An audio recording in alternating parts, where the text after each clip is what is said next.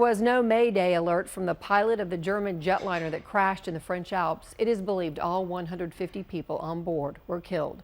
Tonight, the town of Haltern, Germany, gathered to mourn the deaths of the 16 students on board that flight. Aviation investigators are currently examining the cockpit voice recorder from the Germanwings airliner run by Lufthansa. The plane was flying from Spain to Germany when it went down. Shortly after it reached its cruising altitude of 38,000 feet, it started this long descent, going down to 6,000 feet in about 10 minutes. And that's when it lost contact with air traffic control, crashing into the side of a mountain. Je veux lui confirmer que tous les moyens sont mis. All resources have been put in place to understand the circumstances of the accident and to recover the victims.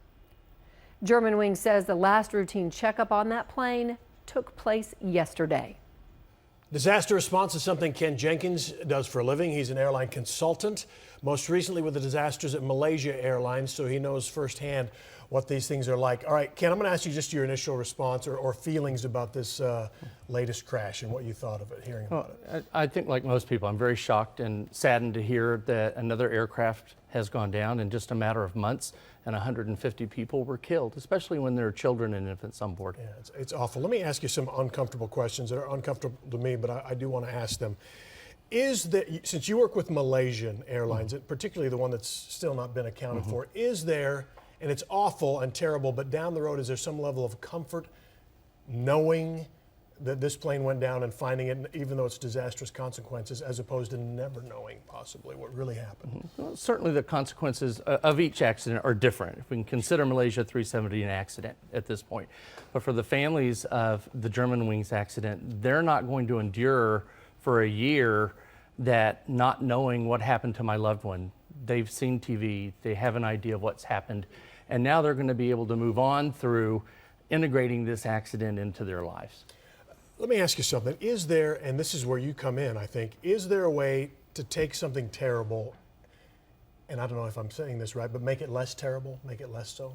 Sure, there are a lot of things that the airline itself can do to make things a little less traumatic and or stressful for the families. And Germanwings and its parent company Lufthansa Airlines are doing a good job so far of doing that. And that's being able to and allowing the family members of those impacted to come to as close to the accident site as possible. And they've set up a command center in Dusseldorf where the families can meet privately outside of the public and outside of the media, where they can be briefed on what's going on. And depending on how things go over the next few days and maybe into the week, get them closer to the accident site. But based on the wreckage, so it makes them feel better to be part of the process? To be part of it. There's an innate feeling, a sense that family members want to be as close to where their loved one died as possible. And if you look at Malaysia 370, they haven't had that opportunity, where the Germanwing family members will have that opportunity. Talk a little bit about regional carriers. I mean, I think in the United States, maybe we're not as familiar with kind of what this plane is a part of and other things in Europe and so. Well, they're set up very similarly to what you see in the United States. Like, for example, American Airlines has a number of feeder carriers like American Eagle and others that feed into their hubs. United Airways does the same thing. In Europe and in Asia, they have a similar thing. Like Lufthansa Airlines has the parent company, which many people have heard of. Germanwings is the smaller version, low-cost carrier.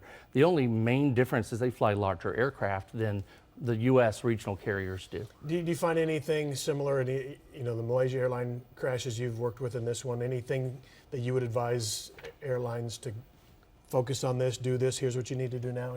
Any learning points out of both? You know, particularly with Malaysia 370, Steve, and I think with any accident, the key thing, the number one thing that family members want in the aftermath of an accident is information. No doubt. They want to know what happened. They want to know when they're going to get their loved one back, when they're going to be able to bury their loved one. And if you have information, particularly as the airline or the investigative agency, it's key that you're transparent, you provide that information to families. But with Malaysia, it felt like they were saying stuff they didn't know.